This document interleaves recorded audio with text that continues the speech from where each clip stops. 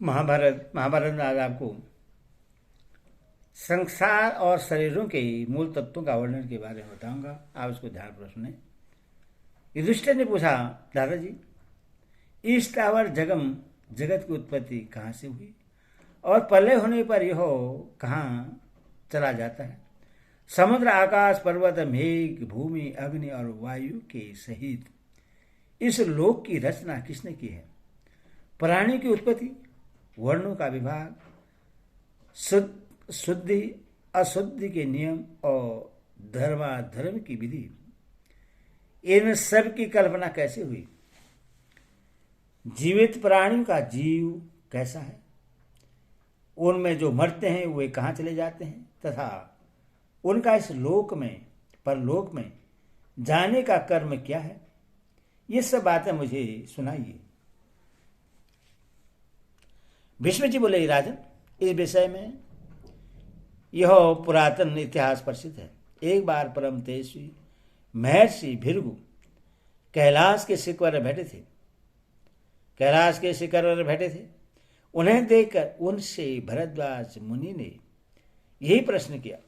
तब भृगु जी बोले, मुनि, महर्षियों के सुनने में ऐसा आया है कि आरंभ में एक मानस देव था।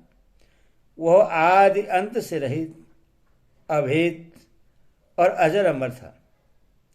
वह अव्यक्त नाम से प्रसिद्ध तथा शाश्वत, अक्षय और अविनाशी था।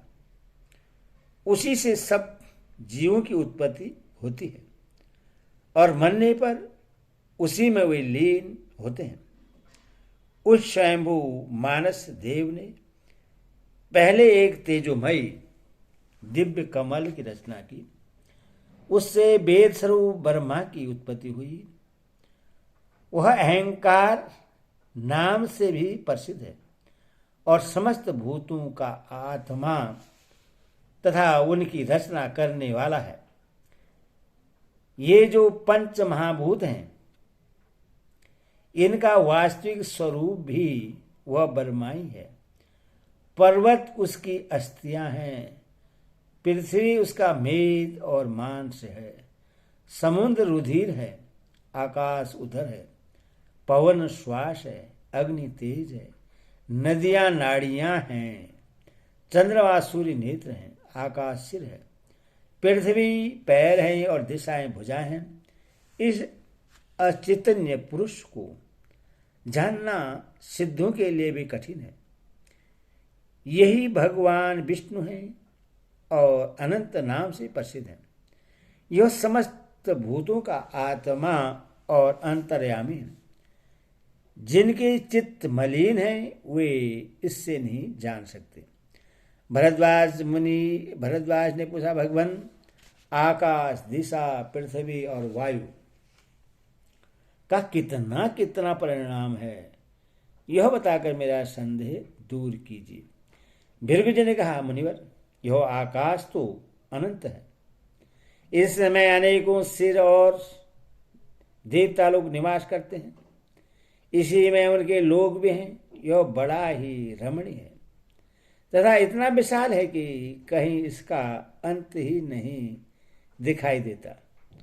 ऊपर जाने वालों को पृथ्वी के नीचे चंद्रमा और सूर्य नहीं दिखाई देते।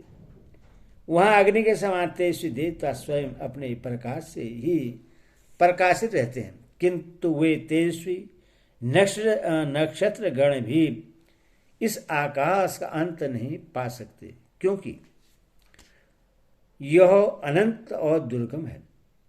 आकाश ही नहीं, अग्नि, वायु, जल का परिणाम जानना भी देवताओं के लिए असंभव ही है।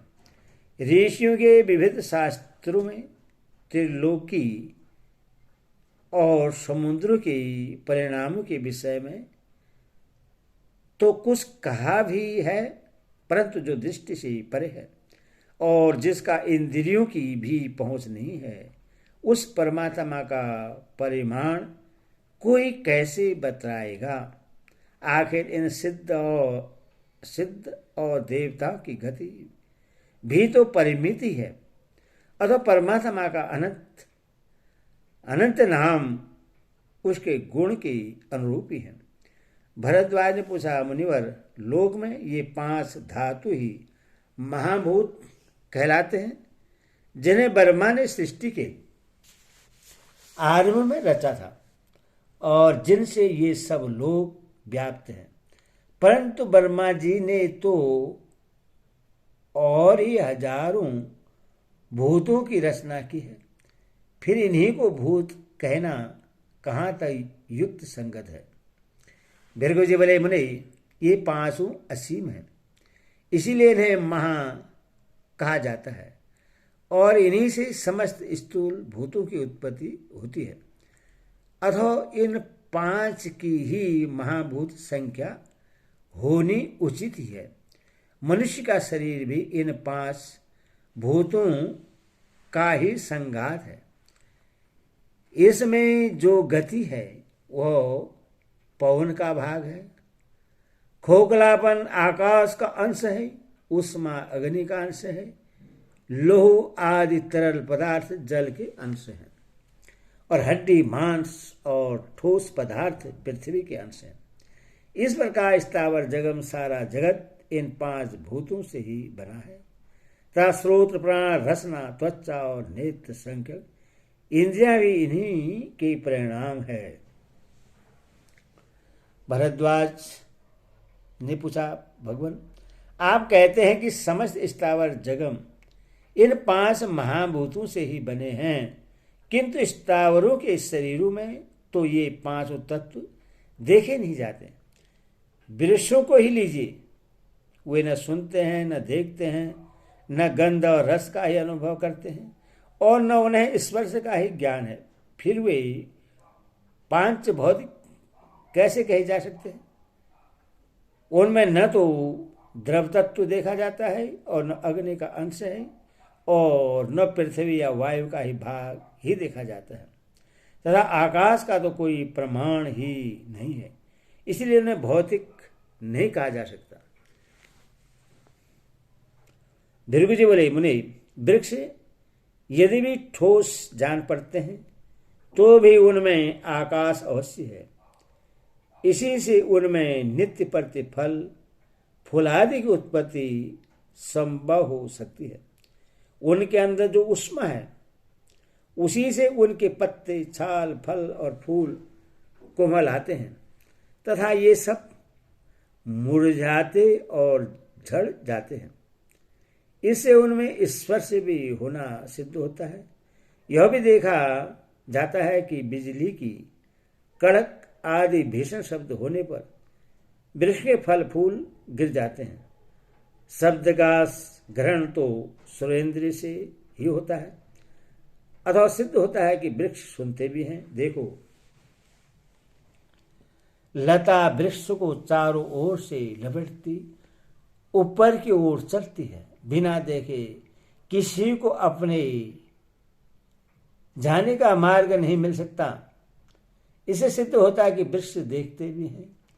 सुगंध और दुर्गंध से तथा भांति भांति की धूप देने से वृक्ष निरोग होते हैं, उनमें फूल आ जाते हैं। इससे उनका सूंघना भी सिद्ध होता है। वृक्ष में रसेंद्रिय भी है, क्योंकि वे अपनी जड़ से जल पीते हैं और कोई रोग होने पर जड़ में औषधि डालकर उनकी चिकित्सा भी की जाती है। जिस प्रकार मनुष्य कमल नाल के द्वारा मुंह से जल खींचते हैं, उसी प्रकार वृक्ष वायु की सहायता से अपने पाद जल द्वारा जल पीते हैं। इसीलिए उन्हें पादप कहा जाता है। वृक्षों में सुख दुख का भी ज्ञान देखा जाता है तथा वे कटने पर फिर उगाते हैं। इससे सिद्ध होता है वे जीवन मुक्त हैं, अचेतन नहीं हैं। वे अपने जड़ के द्वारा जो जल खींचते हैं उससे उनके अंदर रहने वाले वायु और अग्नि पचाते हैं। इस प्रकार आहार का परिपाक होने से उनमें चिकनाहट आती है और वे बढ़ते हैं। जगमों से शरीर में भी 5 भूत रहते हैं, किंतु उनके स्वरूप में भेद रहता है। शरीर में त्वचा, मांस, अस्थि, मंजा और स्नायु, ये 5 वस्तुएं पृथ्वीमय है। तेज, क्रोध, चक्षु, उष्मा और जठा, नल, ये 5 अग्निमय है। श्रोत, प्राण, मुख, हृदय और उदर, ये 5 आकाश के अंश हैं। कफ, पित्त, स्वेद, चर्बी और रुधिर, ये 5 जलीय अंश हैं। तब प्राण, अपान, उदान, समान, व्यान, ये 5 वायु के विकार हैं। प्राण के द्वारा मनुष्य एक स्थान से दूसरे स्थान पर जाता है। वायान से बलपूर्वक होने वाले कार्य करता है। अपान शरीर के ऊपर से नीचे की ओर जाता है। समान हृदय में स्थित है। और उदान से मनुष्य उच्छ्वास लेता और कंठ, तलवादि स्थान भेद से शब्दोच्चार करता है। इस प्रकार ये 5 वायु प्रत्येक देहधारी से भिन्न भिन्न क्रियाएं कराते हैं। जीव भूमि के कारण ही अपने में गंध गुण का अनुभव करता है। जल के कारण रस को जानता है। तेजोमय चक्षु के द्वारा रूप को देखता है और वायुमय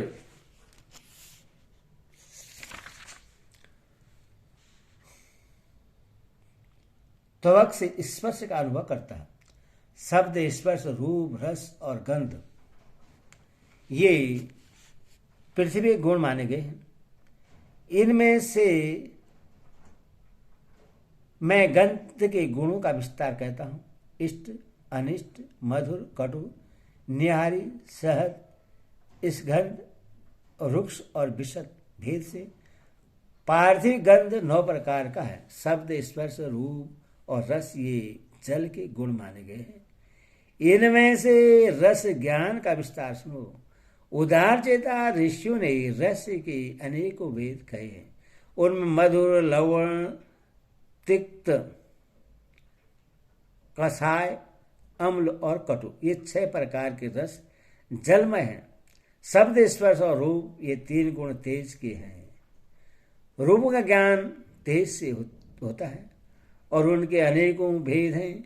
हस्व, दीर्घ, स्थूल, चौकोना, गोल, सफेद, काला, लाल, पीला, नीला, अरुण, कठोर, चिकना, सलक्षण, स्गंध, मृद और दारुण, ये 16 प्रकार रूप के हैं।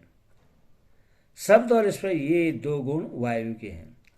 वायु का प्रधान गुण स्पर्श है और उसके अनेकों प्रकार हैं।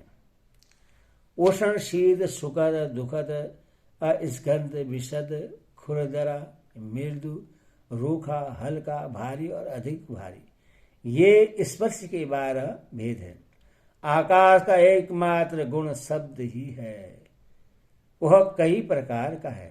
प्रधानता उसके 7 भेद हैं। षष्ठर, ऋषिव, गंधार, मध्यम, पंचम, धेवत और निषाद। अपने व्यापक रूप से तो शब्द सर्वस्त्र है, किंतु विशेष रूप से इसकी उपलब्धि नगाड़े आदि में होती है।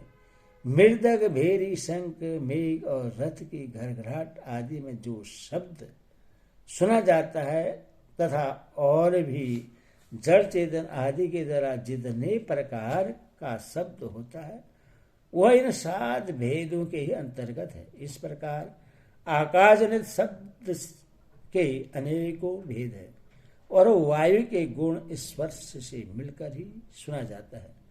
जल, अग्नि और वायु, ये 3 तत्व देहधारियों में सर्वदा जागृत रहते हैं। ये ही शरीर के मूल हैं और प्राणों में ओतप्रोत होकर शरीर में स्थित रहते हैं। हरि ओम तत्सत्। हरि ओम।